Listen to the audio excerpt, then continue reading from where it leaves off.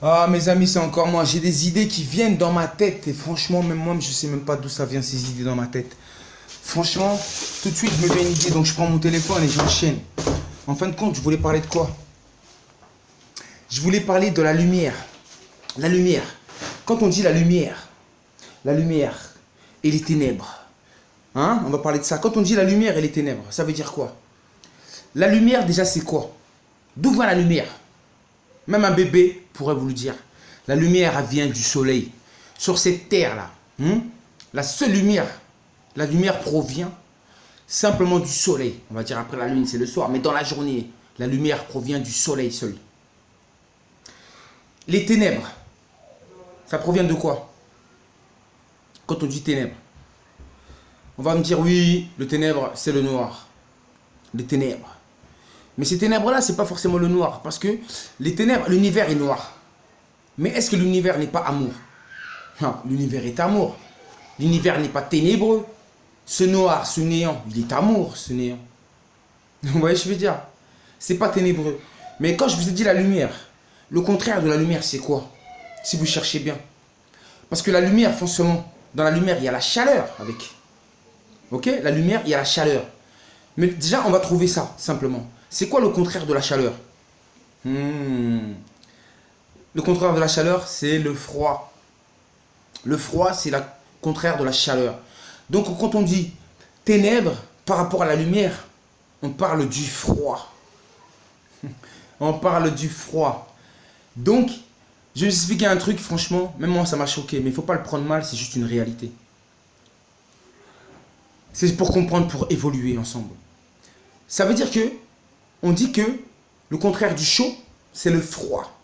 Et quand je vous ai dit le froid, à la base, tous les êtres étaient noirs. Ils habitaient en Afrique. Ça veut dire que la vie était conçue à partir du soleil. Ça veut dire que le soleil, c'est la vie. Ok? Donc, c'était des hommes noirs, des femmes noires, qui vivaient en Afrique, avec ce soleil-là, dont leur peau mélaninée. Parce que c'est le soleil, justement, qui a créé, justement, cette mélanine. Ok? Et ce soleil est capté, justement, je dis, par la peau et par les cheveux et qui passe par la glande pinéale. Donc, ça veut dire que... Mais par contre, il y a un groupe, je vous ai dit, d'êtres noirs ou de femmes noires qui ont quitté l'Afrique pour aller s'aventurer, par aventure de l'inconnu. Et là, je vous ai dit, ils sont arrivés dans des conditions de froid, dans des températures de froid. Donc, si vous captez le système, ils ont quitté le soleil qui était la vie pour arriver dans le froid qui est la mort, qui est le ténèbre. Parce que vous voyez bien que le froid, c'est le symbole de la mort. Ça veut dire qu'en hiver, il n'y a aucune plante qui pousse en hiver. Toutes les plantes meurent. C'est-à-dire que c'est là que la nature meurt et se régénère ensuite. C'est la mort de tout élément. Comme le blanc, la neige, cette couleur-là, là, elle est dangereuse. Le blanc même. Déjà, ce n'est pas une vraie couleur. Ça n'existe pas. Renseignez-vous sur le blanc. Le blanc n'est pas une couleur primaire. C'est une illusion. Ce n'est pas une couleur. La neige, c'est mauvais. Tout ce qui est blanc. Et aussi tous les aliments chimiques que j'allais vous dire. Le sel, le sucre. Tout ce qui est blanc est très, très dangereux. Donc, ça veut dire que ces êtres-là, quittant l'Afrique, se retrouvant sur des terres froides et en plus stériles, non productives,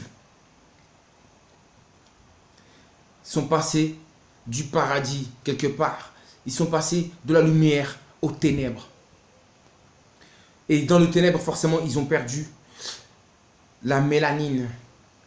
La mélanine, lui, c'est le symbole de vie, le soleil.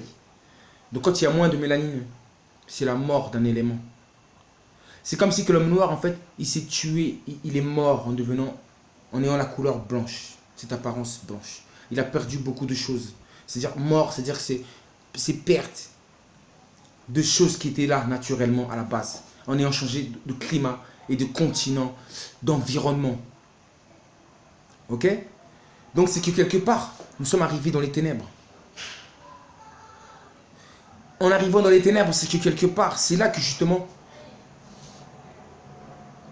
il y a eu une dualité qui s'est causée. Parce qu'à la base, la vie devait être en Afrique. Mais à partir du moment que on est sorti pour revenir dans les ténèbres, dans le froid, c'est là qu'il y a été créée cette dualité jusqu'à aujourd'hui. Ce blanc contre ce noir-là. Mais je ne vous parle pas de la masse. Je vous parle de cette suprématie qui a mal accepté cette chose-là. Et c'est à partir de là que le mal a été créé dans le monde, justement.